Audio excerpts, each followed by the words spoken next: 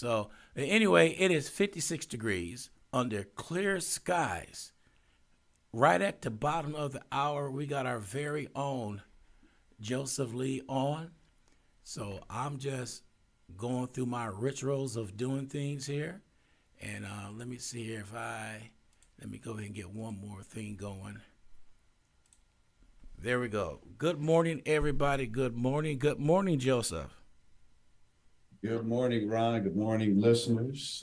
Konnichiwa from the not cold but brisk Okinawa, Japan. About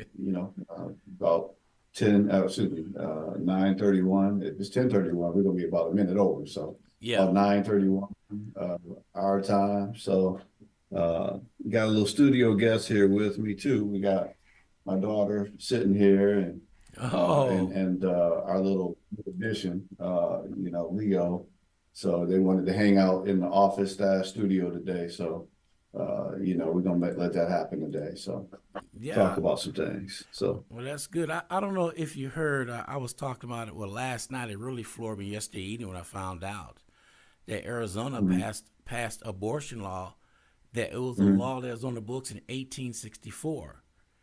Now, if those you remember, I talked about laws about 2 or 3 weeks ago. You need to go back in these states with the laws that they have and find out some of the archaic laws that are out there that they use against you. And what I don't get is they passed this law on a law that was set in 1864, and Arizona wasn't even a state at the time. So it's a smart lawyer gonna come, so you can't use that. There wasn't a state. It was never adopted. But it's things like that we got to look Yeah. out for, because now they're trying to find. Now they want to use the law in their favor by finding something that's over 170 years old.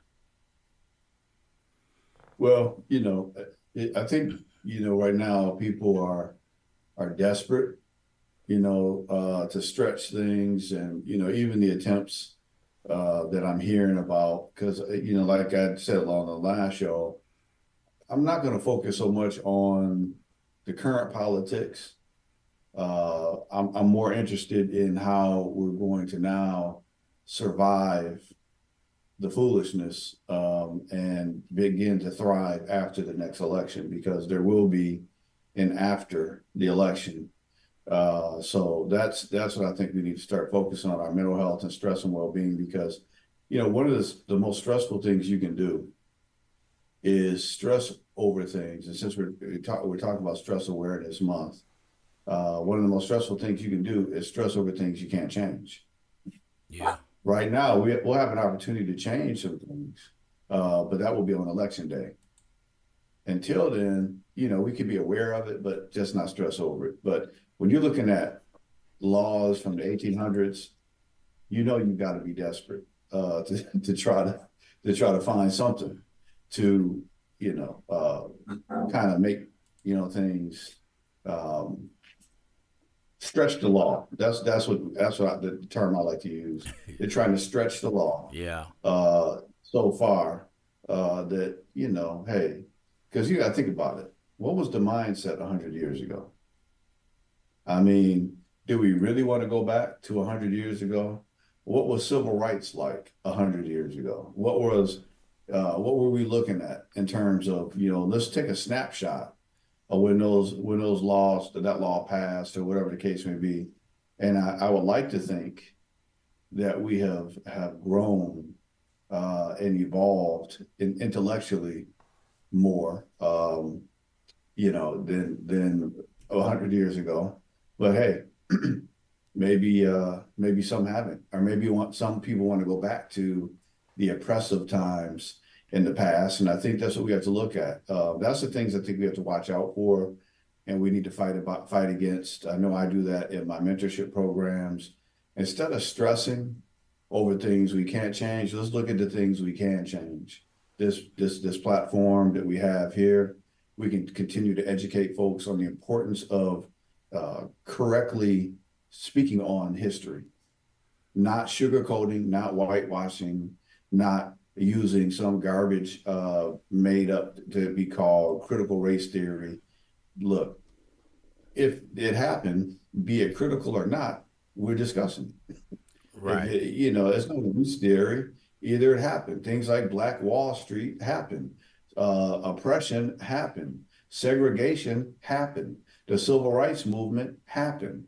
All these things happened. And if they could go through it, we can talk about it. And we have to talk about it. We have to talk about the disproportionate incarceration rates. Then we have to talk about why there is a disproportionate, incarceration rate. We have to talk about why so many people of color are adversely affected on all health fronts: mental health, physical health, stress and anxiety. And the point that I want to talk about today is, since we're talking about stress and anxiety, I highlighted it a little bit last week, but I want to talk about it today because one of the things I deal with a lot in my profession is teens dealing with depression. Teens dealing with depression. Yeah. And stress and anxiety push and are one of the factors that triggers depression. So what does that mean? Having teens or preteens on social media, tread carefully with that. The correlations, the research has shown about teens and preteens, kids on social media, the depression and the suicidal ideation rate went off the charts, right? And so when people started getting on social media, teens started getting on social media more, getting more stressed out, getting cyber bullied and all that, the stress rate went up exponentially, or more than exponentially with kids. So what did they lose? If you're on the computer or on a device all the time, what did you lose? You lost that FaceTime of just talking to parents, talking to siblings, talking on the phone. Remember that? Where you get on the phone and actually talk to your significant other, or your love interest, or whatever the case was, your little boyfriend, a little friend, girlfriend, whatever. That was what now has been kind of taken away to, now people do more texting than talking.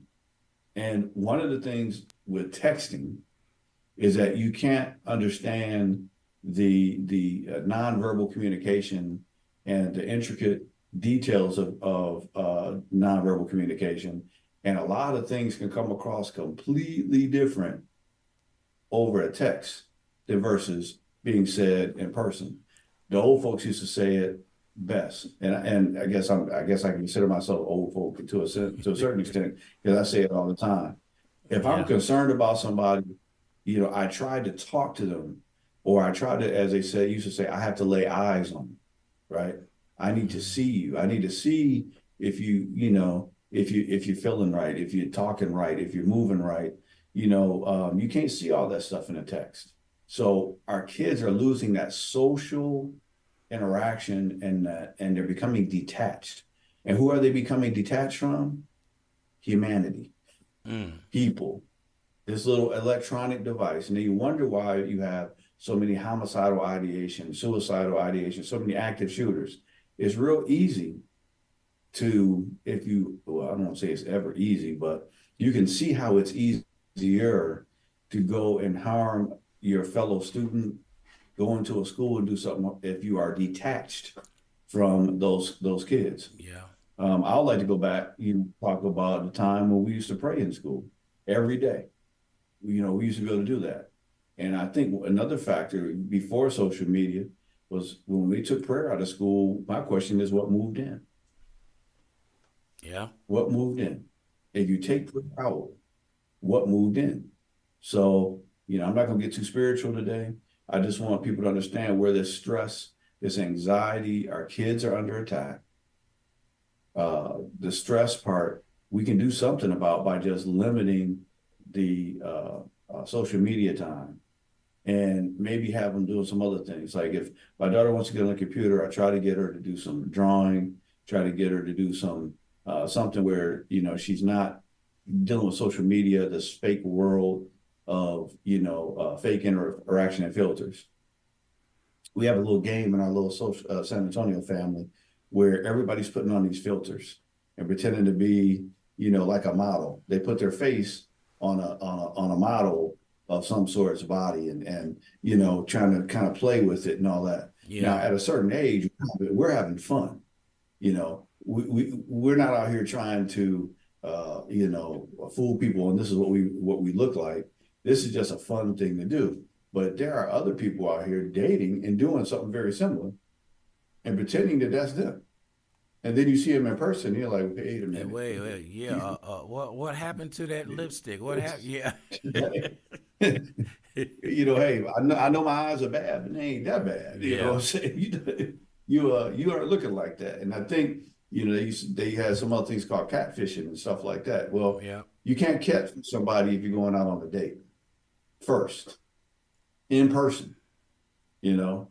So it's, you know, we gotta get back to some of the old school ways of communicating and limiting um, you know, this FaceTime and computers and all that type of stuff. Now, I do want to say this, and I need all the parents to listen to me very closely. If your child does not know how to write Ooh. and you're preparing them for college, you have a problem. Okay. Children need to know how to write in what's called APA format. Why? Because most of the papers they write in college are going to be APA format. You'd be surprised how many kids don't know how to write and they're planning on going to college. And I'm not saying college is for everybody, but if you're going to college, you're going to have to write. Now, you might have to go to a trade school, but even in trade schools, you're going to have to maybe write a paper at some point, right? So, and even if you become a supervisor, you're going to have to write some emails and talk to your team. So either way it goes, we got to get our kids to writing again. So take some time, encourage your child to maybe start doing some journaling. I know that might sound crazy, but they will definitely get some benefit out of journaling. You know, writing down some things that are going on in their life, patterns that they might notice, how they wish things would maybe go better, whatever. You got to get them to start writing. That's also a form of stress relief. If kids bottle things up all the time, that can lead to stress, anxiety, and depression. So I'm staying with my theme of stress and writing some things down, expressing themselves, and then taking that to talk to someone that they trust, be it a parent, a counselor, teacher, coach, whatever, and expressing themselves. A big part of why counseling works is that people, when they talk about something or write it down, it becomes clear to them what the issue is. And certain things start clicking. You get that subconscious working and certain things start coming to the forefront. Oh, okay, this is what the problem is. This is what the issue I'm dealing with is. It's just something about it. It works, you know. But when you bottle it up and you go get on a social media and start scanning through Yeah. and watching everybody else's life and situations and the current events, you get caught up in an algorithm. All those problems are like, well, let me just go put it in the back until it becomes bigger and bigger and bigger until it falls forward in a way that the behaviors, depression, anxiety, and all that. So Yeah. just want to kind of talk about some things to give some tools. And if you need some help doing that, reach out to the Impact team. I know we've got my girl, Martha Rice. She's about to do a phenomenal workshop on the art of managing anxiety, stress, worry, and fear. And it's going to be every Saturday, May 4th through May 25th. So Martha's a part of the Impact Team collaboration. So we believe in lifting each other up, putting good quality, material out there that helps people. And I know that her website, her email address is martha.rice@completinghim.com. So take a look at that, Martha Rice at completinghim.com. And or you can go to www.completinghim.com and find out more about that. So Yeah. check her out. I will be in one of these sessions learning how to manage stress again. I've learned a few times, but I can always learn new ways, right? And put in new Right. material. So being a part of this field is we're always learning, always trying to put the new and fresh information out there. So Martha's going to be doing that, and we will have some other things. You said we're going to start having things start coming your way. So this is one of the first, right? Yeah. In terms of the team, right, just going to lead the way. Yeah. I just want to comment on the one you said about writing. I remember when Mhm. I was a super a supervisor, this new supervisor sent the email out. Well, Mhm. it hit the upper office, and they were bewildered the way he was writing. So it came back to me, said, Ron, can you go show this guy how to write an email? I said, what you mean? Can you send me what he sent you? For four, he used the number four. For you, he used the letter U. So he was texting like he was writing the email like he was texting. So I had to go in there and sit down and talk to him about how you write things. He didn't have a clue. How did he make it through high school and all that and didn't know how to write? And you are so true about that. You know, it's just amazing. Listen, Ron, I've been involved in mentorship programs now for over 10 years consecutively. Yeah. And I've seen this across the board at all levels and all different type of districts and backgrounds. Um, there's a lot of kids that don't know how to write. And you can tell the kids that do, and they stand out. They shine, as they say, they shine like diamonds, Yeah. right? But then you've got the kids that think they're slick and they use this AI Mm-hmm. and they don't have two words that they say, during any type of discussion. But then when they write something down, they sound like they got a PhD. So, you know, Yeah. I wonder what happened. You know what I'm Yeah. saying? Like, or and it's that obvious, right? Yeah. So let me just tell you, I don't know. I think we're doing our youth a disservice by making it so easy for them to get not use their brain, right? Right. Because there is going to be a time when you're not going to be able to AI your way through a situation, and it's going to be a scary situation like you saw, where they're putting using number four instead of four, and you like you're texting a friend on a casual email or text, right? Yeah. So heed my warning. Take a look. Have your child read something, and then write kind of a summary of what he just read, and you take a look at it and start having them write, taking up a pen. Yeah, hey, go to the store, Walmart, whatever's by you, buy him a pen and some paper, and have him start writing. I don't care what he wants to write about, her or she wants to write about. Have them start writing, and if they have problems with that, start there. Yeah. And it's essential. You got to learn some skill. We got to get back to teaching basic skills like balancing a checkbook or balancing your bank account, Yeah. right? We got to start teaching some things about how to manage your money. Don't go out to eat every day. Go to the store, pick you up some stuff, make your sandwiches. If you don't have enough money, learn how to stretch your money Yeah. better. Because let me tell you something.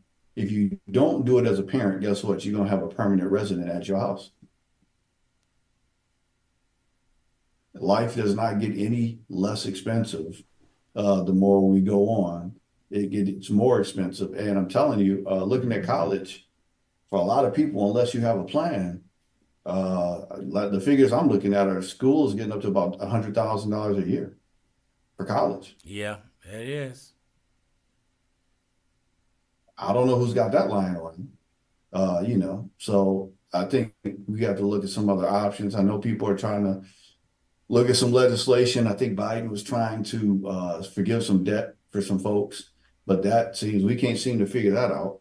How to get that quickly passed, and that was one of the things that Biden ran on was getting debt forgiven, right? Right. So we got to, while they're figuring it out in D.C., we got to figure it out at the home front, how we're going to get kids to college, looking at scholarships, and Sydney will tell you right here, we already are coming up with plans for scholarships and you know making things happen, Yeah. so that the future can be locked in. So Meantime, you got to make sure they have the skill set to be successful when they get there.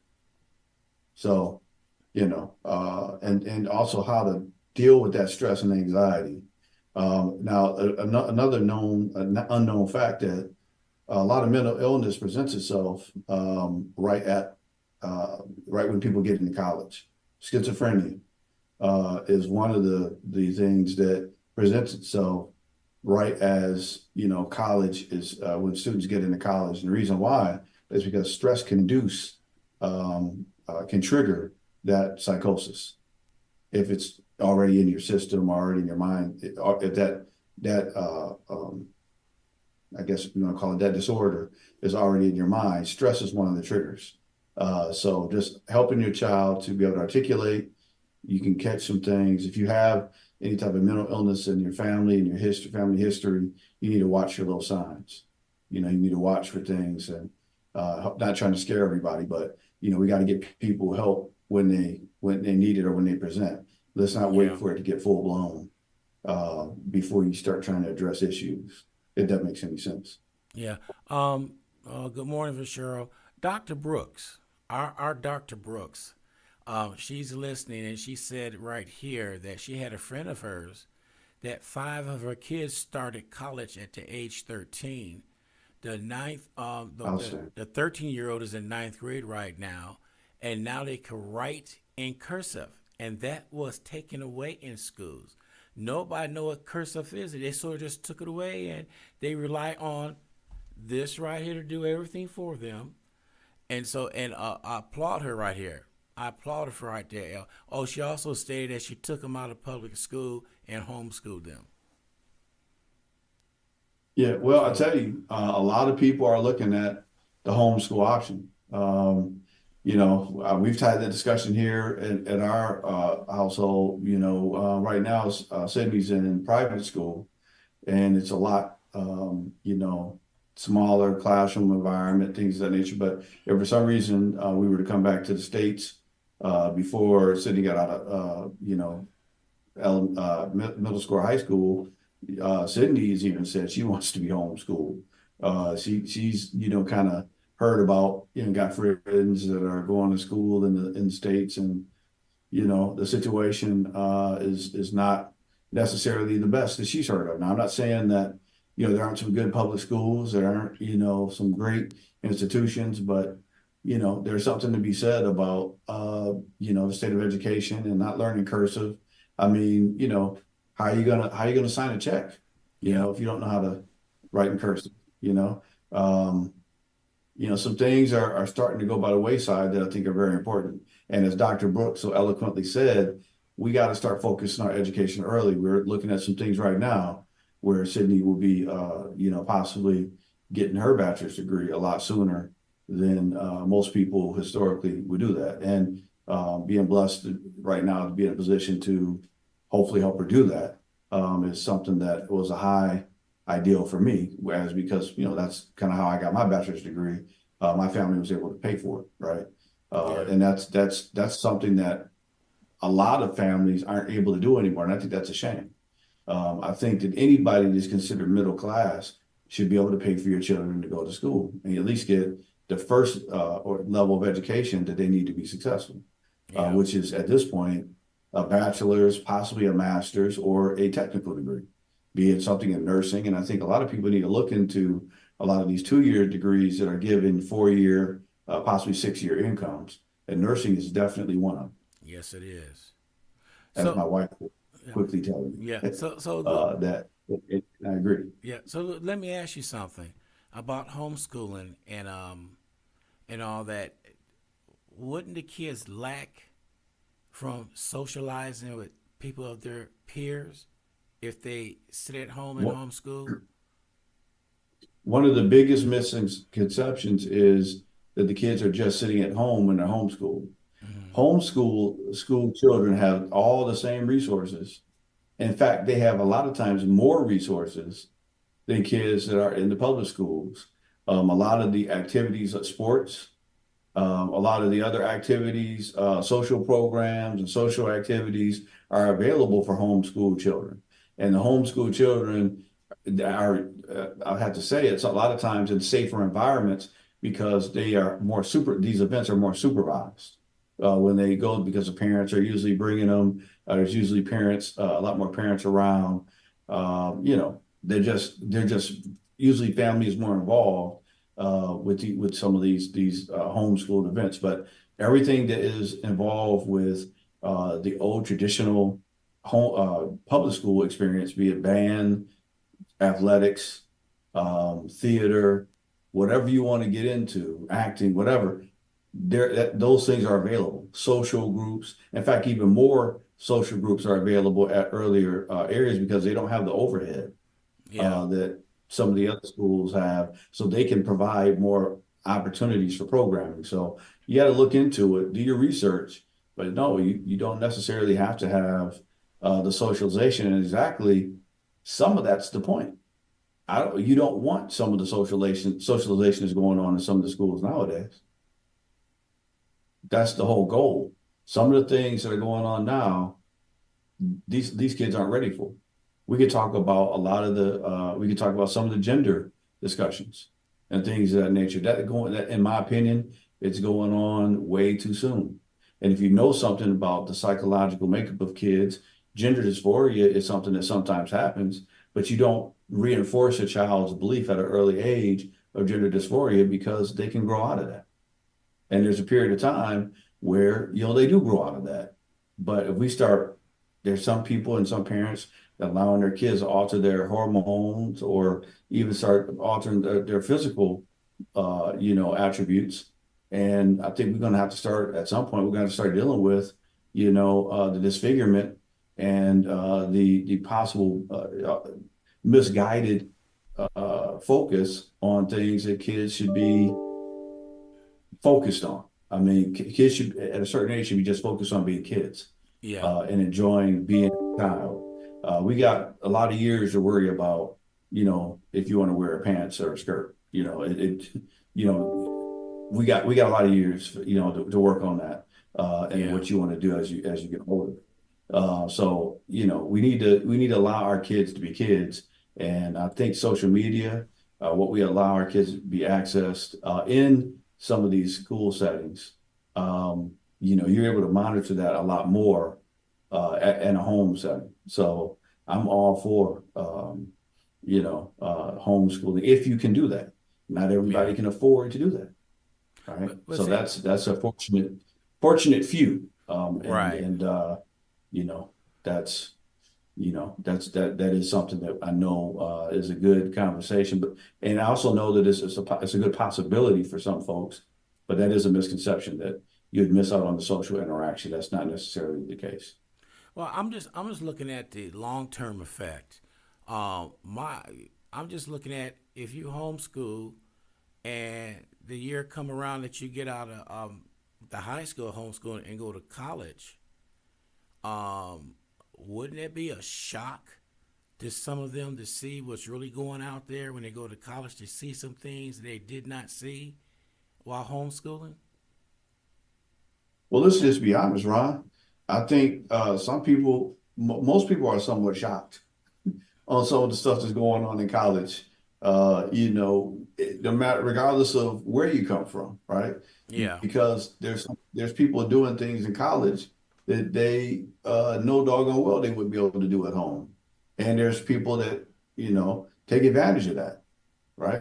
There's a lot of things that happen in college that are shocking or not what they should be. But again, I think it should be shocking for some folks if they're doing something wrong or crazy, and you should know, hey, that's not for me. And I think you have to educate your child as to, hey, not everything that everybody's doing is for you, and you've got to know when to say no and when to go. Yeah. You know what? I'm gonna let you go down that route and not get caught up in peer pressure or other things. So, I'm not saying you should still educate your child on what's out there. And they would be somewhat, let's just be real, they will be somewhat sheltered to a certain extent because they won't have what's going on around them as much as they would in a public school setting or in a non-homeschooled setting. But I'm gonna tell you something, there's enough out here on the internet to show, with controlled parental guidance to show, hey, this is what's going on. So when you get to college, don't do any of these stupid, what are those things? The tests that the little dares that they do. Yeah.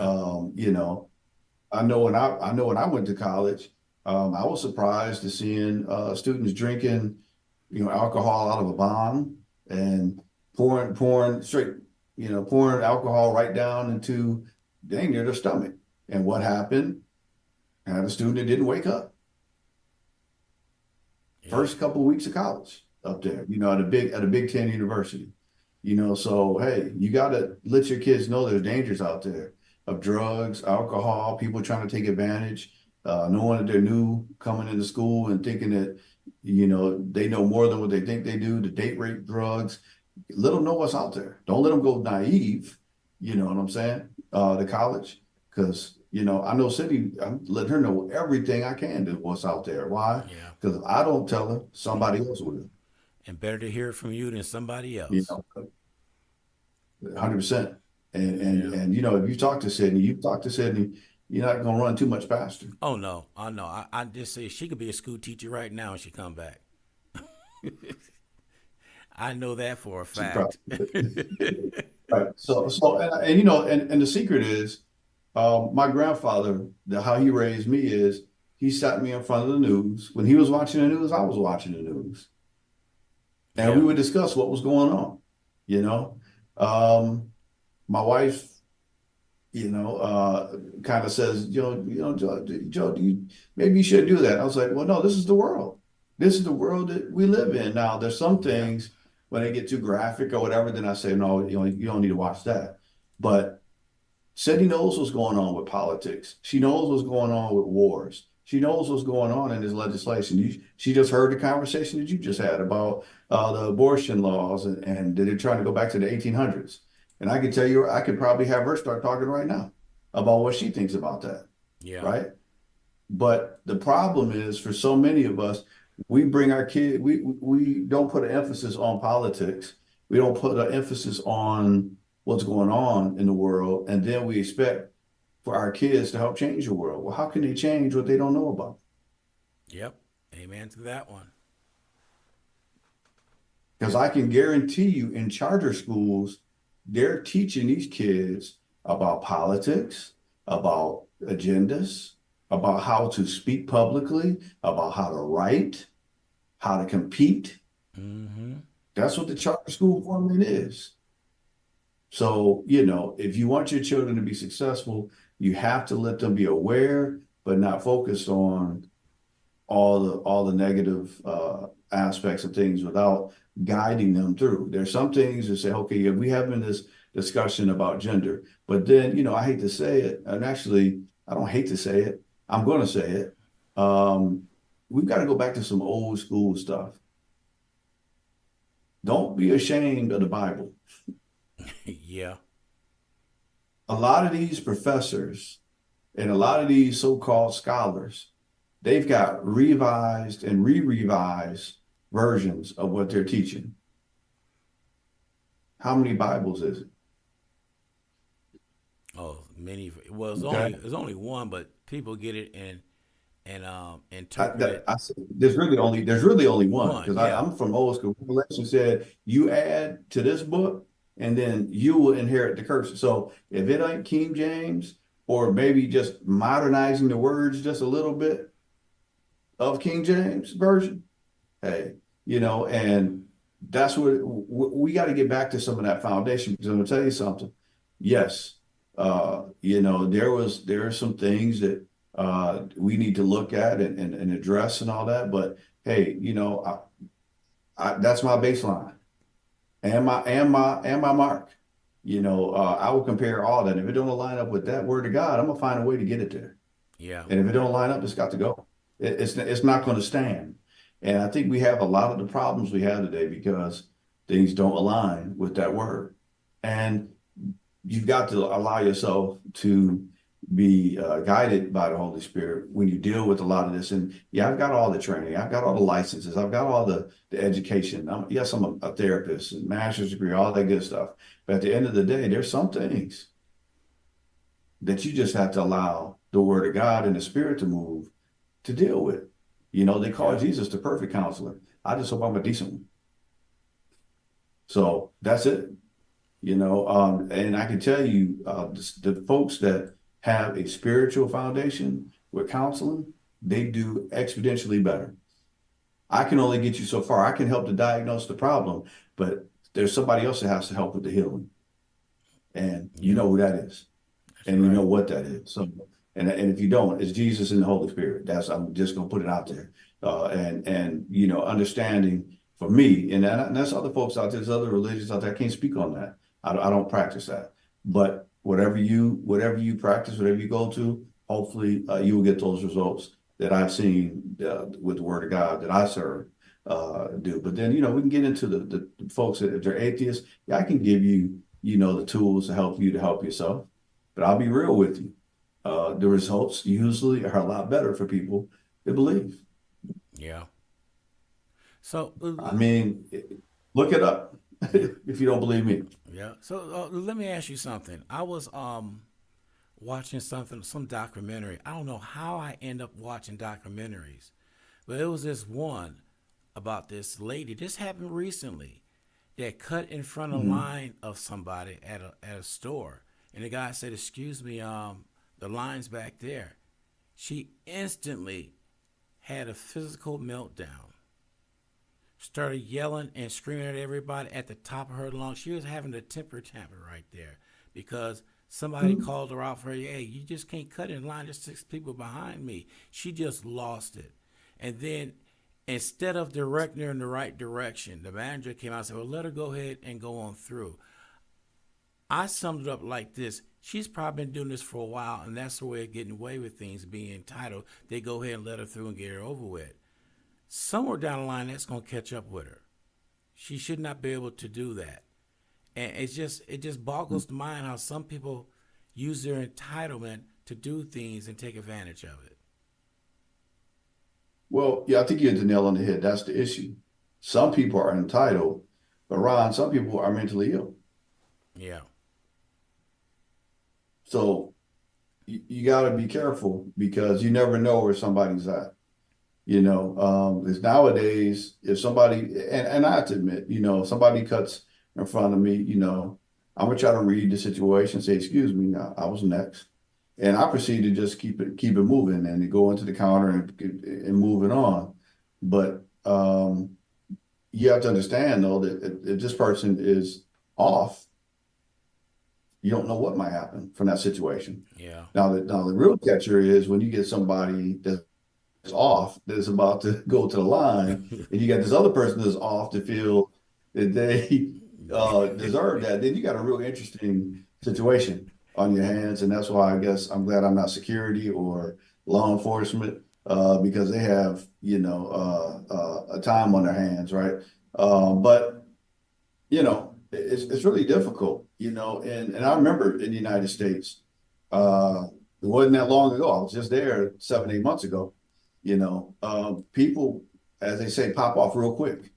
You know, but and then there's things that go pop or bang because people Yeah. pop off so quick. So I'm using a little terminology for those that don't understand what I'm saying. People go off and they're ready to fight. They're ready to get aggressive really quickly. And I would say in this day and age, you might want to read the situation a little bit. If a person is entitled, you know, and feeling like they're going up there, then you might want to say, "Excuse me, you know, I was next."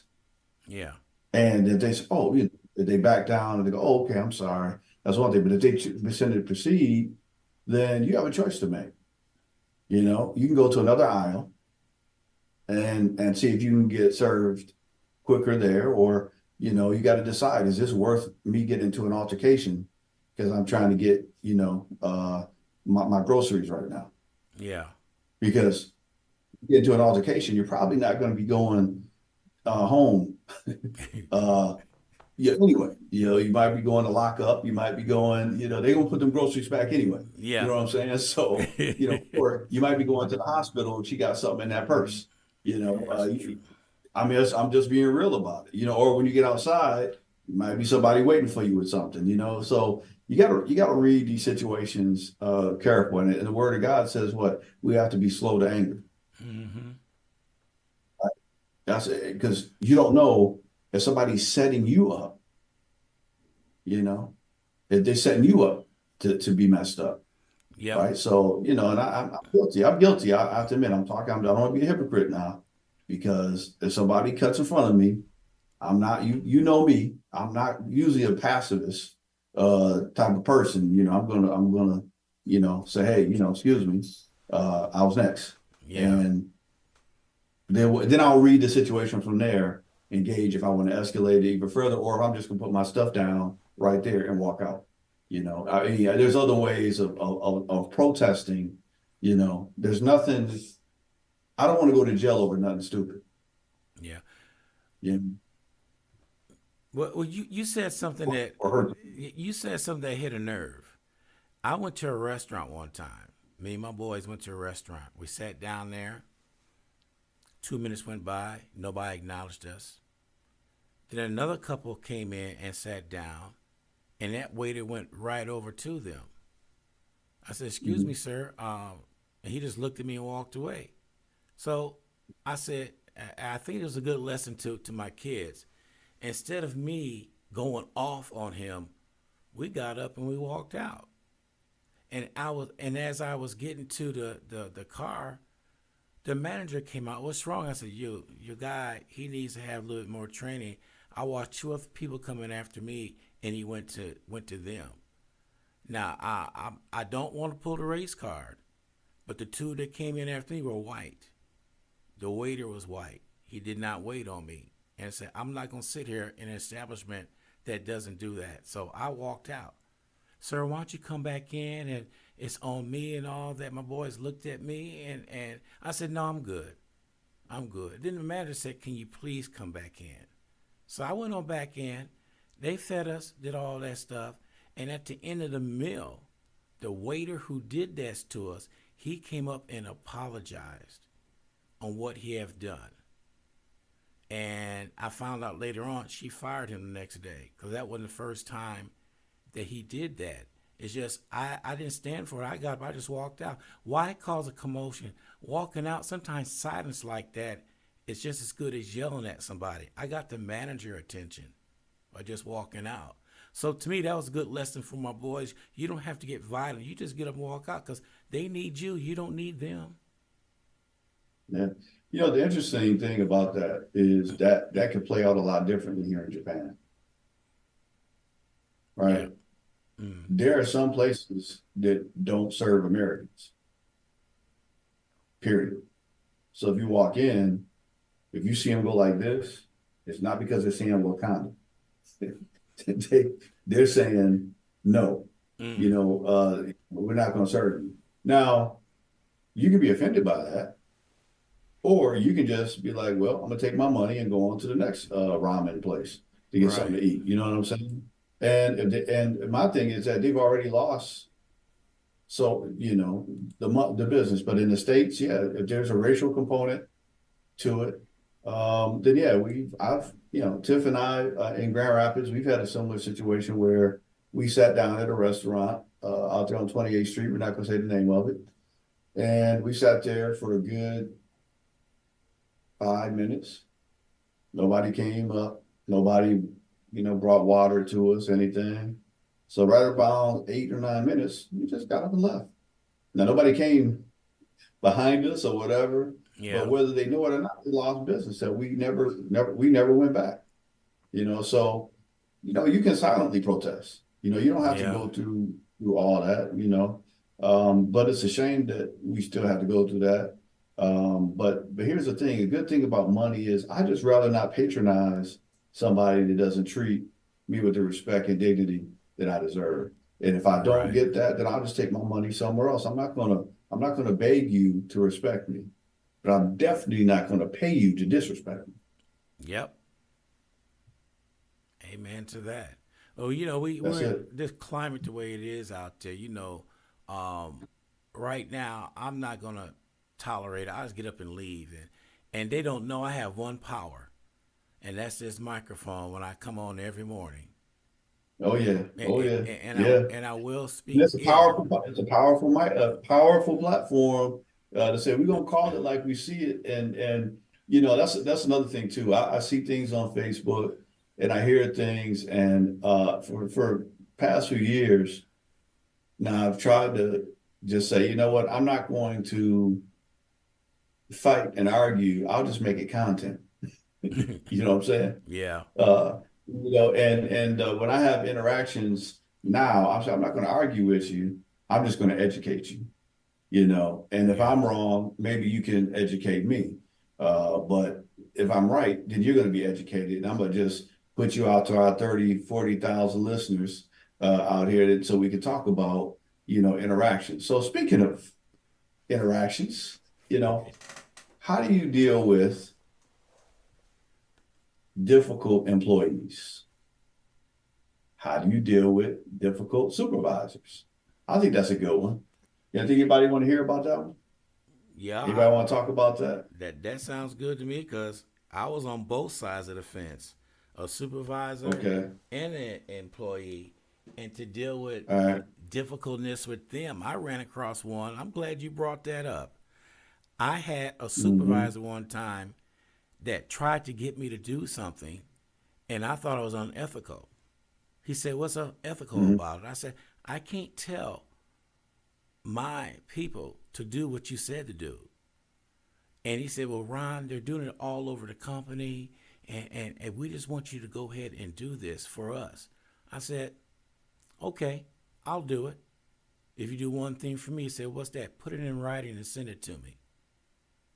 Mm-hmm. He never put it in writing. He left me alone after that day because the fall guy was going to be on me, and that wasn't going to happen. I said, "Send it to me in writing, and then I'll do it." Mm-hmm.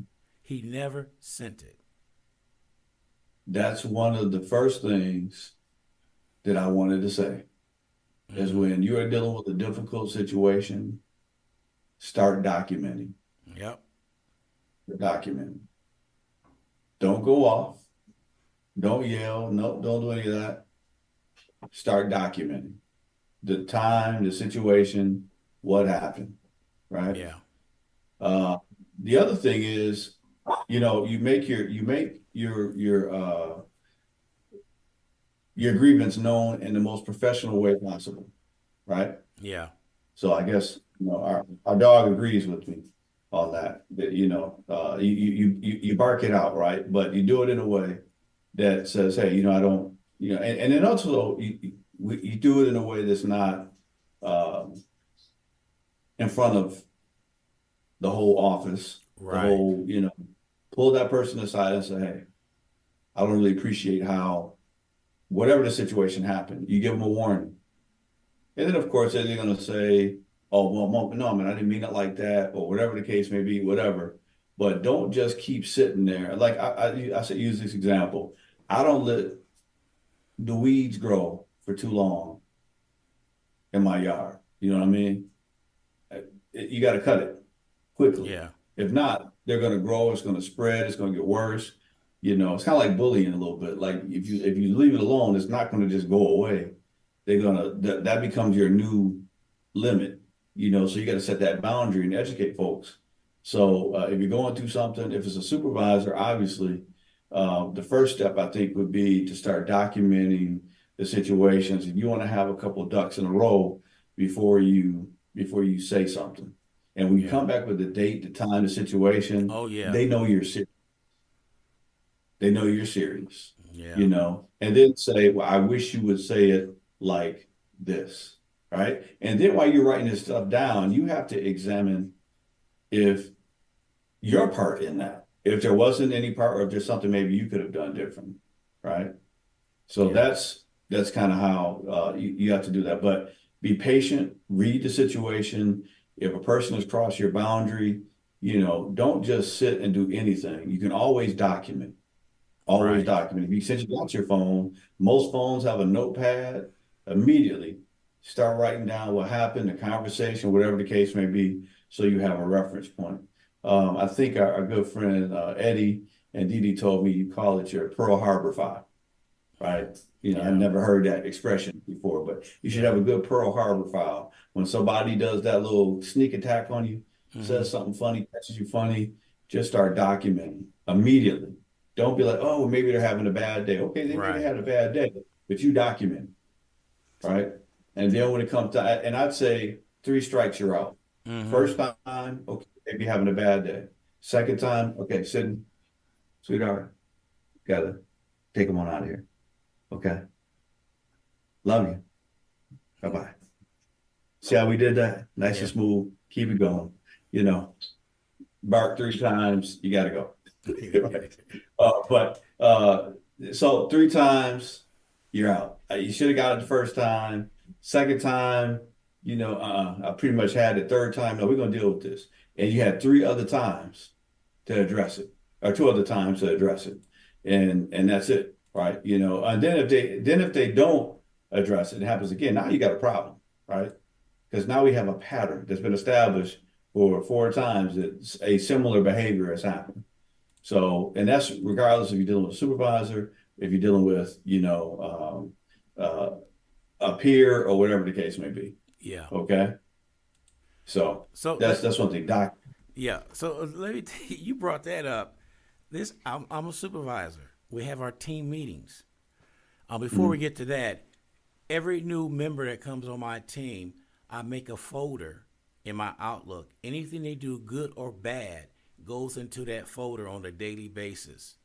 So Oh, wow. when it comes time to do something, I go back to that folder instead of guessing what happened. I got the date and time written in there, how everything went on, and that saved my Mhm. butts a few times.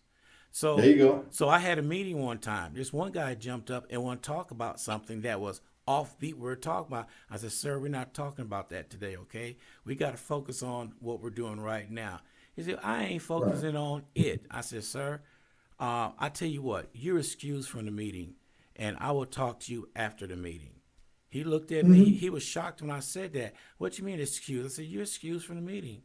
At the time, my boss came in and heard what I said and escorted the gentleman out. So I went on, Hmm. started with my meeting, and after the meeting, my text turned around, looked at me, and said, "Mr. Gordon, it was just the expression on your face. We knew you meant business. It looked like your whole head spun around when you came back. You said you're excused from the meeting." They got it where I was coming from. So then after the Hmm. meeting, I had a one-on-one talk with the young man, and I said, "You can't come in and disrupt a meeting with your agenda on what you want. My door is an Hmm. open door. You can come in and talk to me anytime." Well, I felt that was a time they need to hear. They need to hear your what's going on in your personal life in a meeting. I said, "No, sir, that's not going to happen." So now you Right. could talk to me one on one. So what's so important you want to disrupt the meeting with everybody? He looked at me and said, "Nothing." So I didn't write him up. But what I did, I gave him a verbal, stern warning and put that in that Hmm. folder. Now that's how I handle Yeah. that. And my boss told me, any other supervisor went off on the guy. I said, "Well, that's showing the other ones in your group that, hey, we know how to get to him. We do this, and he just go off on everybody." But I didn't do Well, that. see, well, I think you handled it very well, and that's going to lead to my next point is you need to be within scope. You need to be within scope. A lot of the problems that I see people dealing with on the job is because they're not staying within the scope of their position.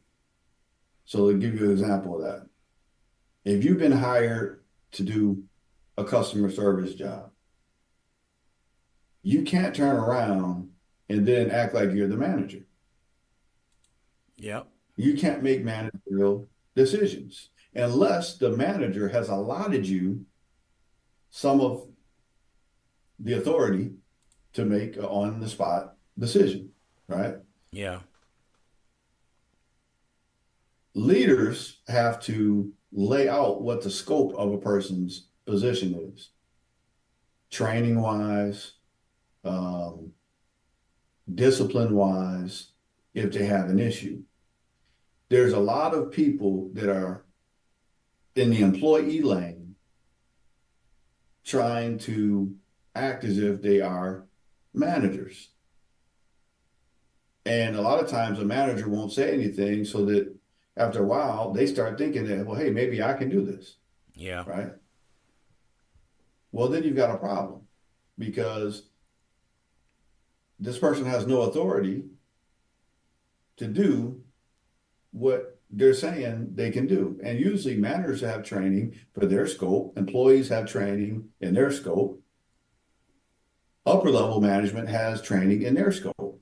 So if you start blending your roles, you're going to have chaos. Yeah.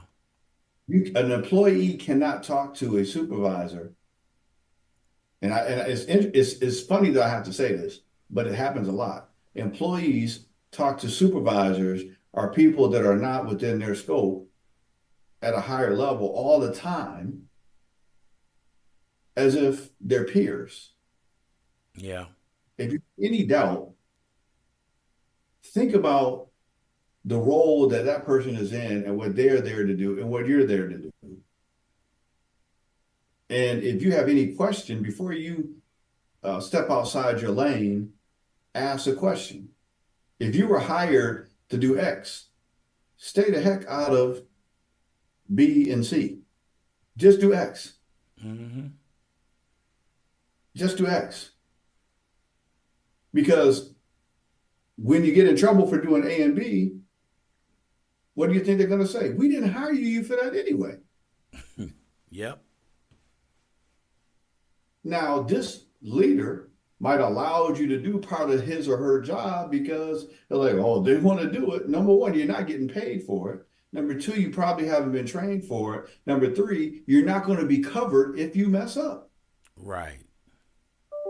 So stay in your lane. Number one, I don't know who I'm talking to, but if it hurts you, if it cuts you a little bit, good. That's a good thing for you because that will help you down the line.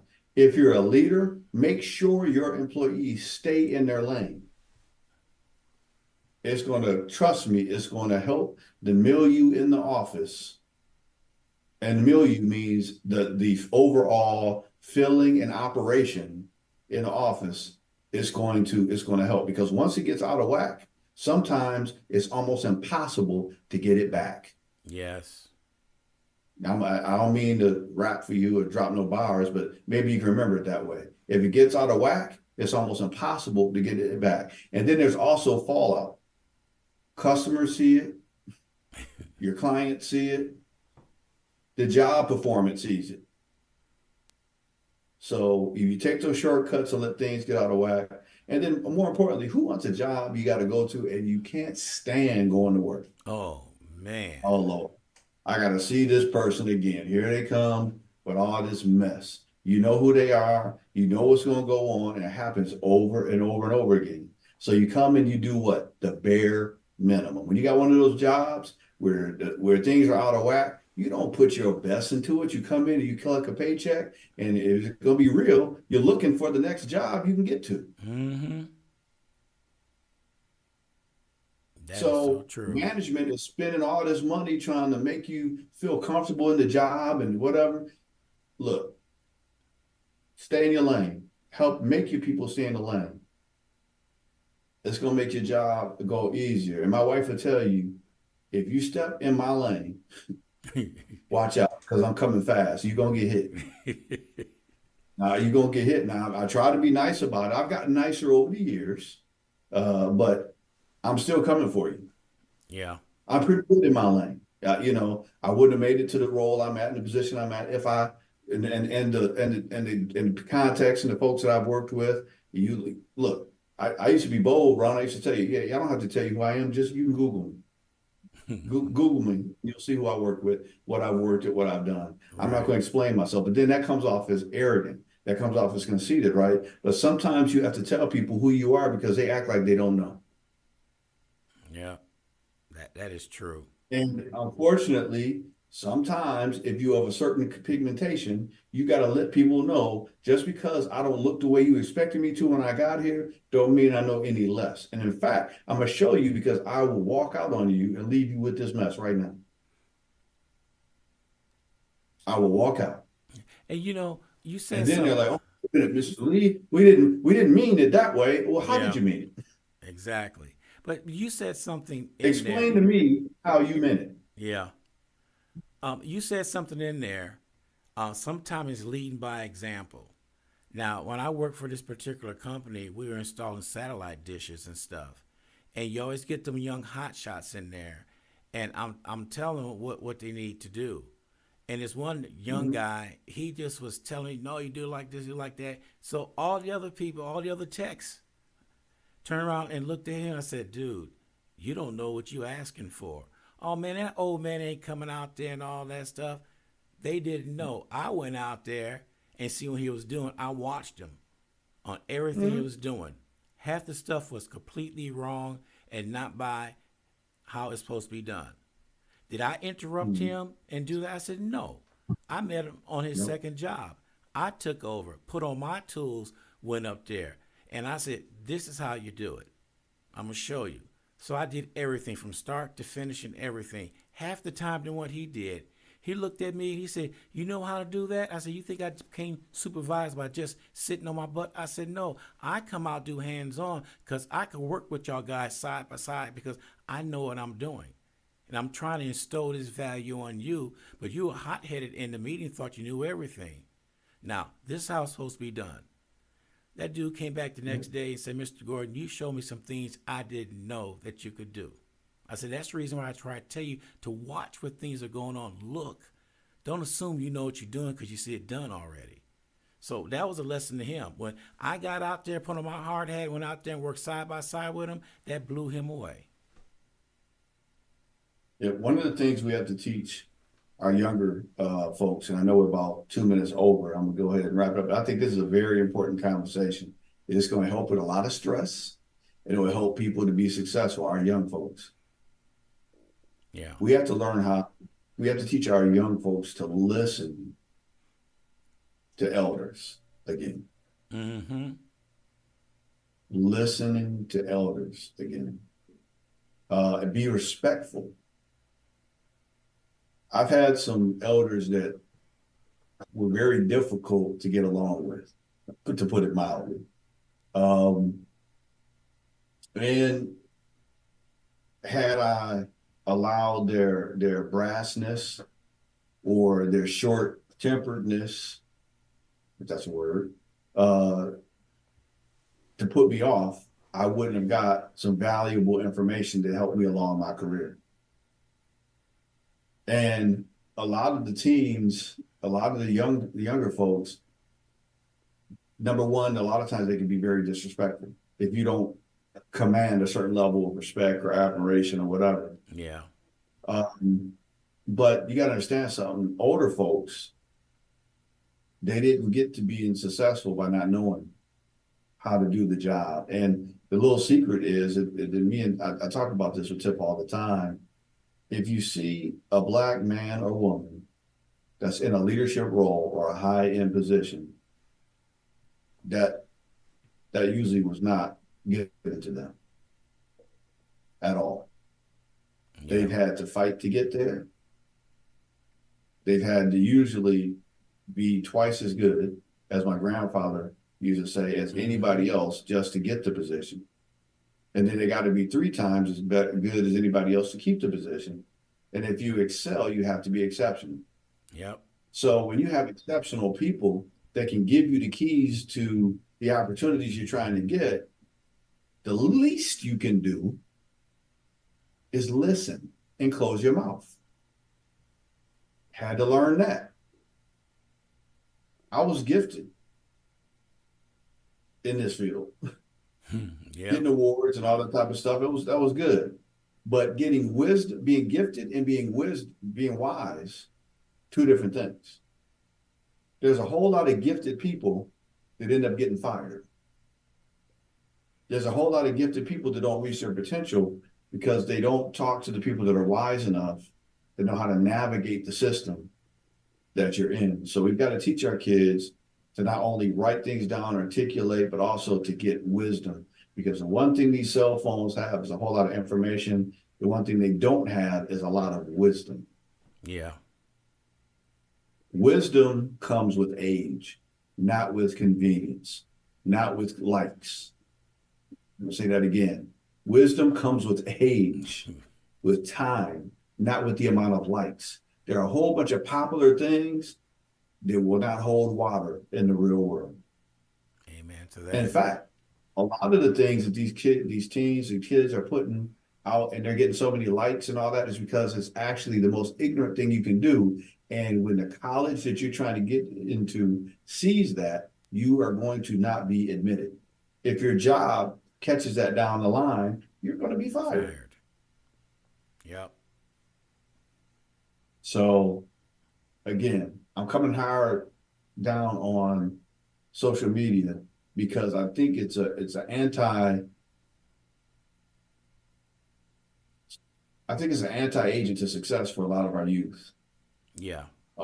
It's a false confidence giver. And it's also an emotional crutch for a lot of folks for real human interaction.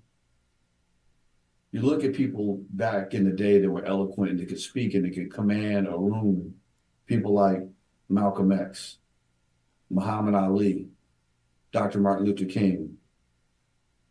The name goes on and on, Dick Gregory. These folks knew how to speak. They knew how to talk. They knew how to communicate in a room. They knew how to command. Barack Obama. These are people that knew how to do it. Now, these are obviously the highest level of communicators. But there's no reason on earth that our kids can't communicate at a level to be effective and to be successful, but they have to first listen, right, learn, be able to articulate, and be respectful to the people that can help them to get there. And I come into a room a lot of time, and one thing I'm not going to tolerate from anybody that's half my age is disrespect. I'm not going to tolerate it. Second thing I'm not going to do is listen to some nonsense when I know what they need to be looking at. But I'm also humble enough to listen to them to see where they're going. And I like what you said. You watched them first. You let them complete the whole job. And then you showed them how to do it. Yep. And then he was humble enough to admit, hey, I didn't know all this stuff. And that's how it should be done, right? But you got to get them in the room, right? You got to get them in the room so they can listen. And I do believe, as Black males, African American males, we have a special gift that we can go into these schools a lot of times, and our kids are looking for us. They're waiting to hear from us, but we have to be genuine. We have to care about what we're doing, and they have to know that we care about them, and then we can help them to reach the moon. But they've got to be willing to listen to. Yeah. And to know wisdom from popular opinion, and that's the difference, and know the value of wisdom. And I will say, on a positive note, there are a lot of youth out there. I'm encouraged every day when I talk to these young folks that understand the difference between wisdom and popular opinion, and I get to see them launch off into great careers, great families, great opportunities, things of that nature. So I'm very happy and very hopeful. I just wish there was more folks that we could reach, and that our parents would steer them into more than just trying to be possibly an athlete or something quick that they can. I'm not saying that being an athlete is not quick, but being a overnight success on the internet, a influencer, right. That's here today, gone tomorrow. So With that being said, Ron, any more Yes, sir. questions before I get off of here, man? Oh, We no, talked about a lot today. because we'll probably be on another hour, and I know over there it's getting close to midnight. Over No, where no, you at? it's about 10:40. It's getting close to Okay. 11. But you know what? I'm about to hit the sack, man. But I just want Yeah. to shout out to the Impact team, Martha Rice. Remember, everybody go out and check out her class on the art of managing anxiety, stress, worry, and fear. That's going to be on every Saturday from May 4th to May 25th, and it's only $50. And she's going to give you ebooks, some great information. Listen, Martha's been on here. She's got her own spot on here. She's got her own podcast. I'm very proud to have her on the Impact Collaboration team. And we've got some other folks too. So as they present their information, I know that we had talked to Tomas up in New York, had been talking about doing some things. We get Craig back on with more information on church hurt at some point. And we've got Tamara Spears is going to be coming on later on. So, and then we got Jared just going to come on and do some things later on. We got a team. And then we're obviously going to do a collaboration at some point. But we want to know what people want. We don't want to put it together if you don't want to hear it. So, if you have some issues, some things you want to talk about, maybe dealing with kids that are at risk. I have a situation where I help the kid, a lot of kids, get out of some really tough situations. And, I'd be more than happy to share that and how you can possibly give your kids some tools to keep them from going that route. We've got a lot of good information, a lot of good clinical, a lot of good coaching information, but we want to hear what the people want to hear, and we'll put something together. So write in, call in, let us know what you want to hear about, what seminars you want to see. We can get those online, and also what questions you want us to address. Right. We had some good questions last week. Let's get some other ones on here so we can deal with it on the mental health side. Yes. If you want to talk about politics, we'll talk about it to a certain extent, but I'm not, at this point, I think it's already clear enough who you should be voting for and who you shouldn't be voting for. So I'm not going to try to push that anymore. It's, you can do your own research. I just want you to get out and vote. Yeah, that's it. I think we can all agree on that we need to get out and vote, and this is going to be a very important. But get out, do your research. Don't just talk to people that think like you. Talk to people that don't think like you. But whatever they talk about, look at the evidence, look at the research, and then look at who did the research and the evidence, so you can be educated on what's going on, and then also find that instinct and that common sense and connect it. And I think you'll be okay. Yeah, sure enough. Yes, sir. Sense. All right. Action speaks so loudly, I can't hear a word you're saying.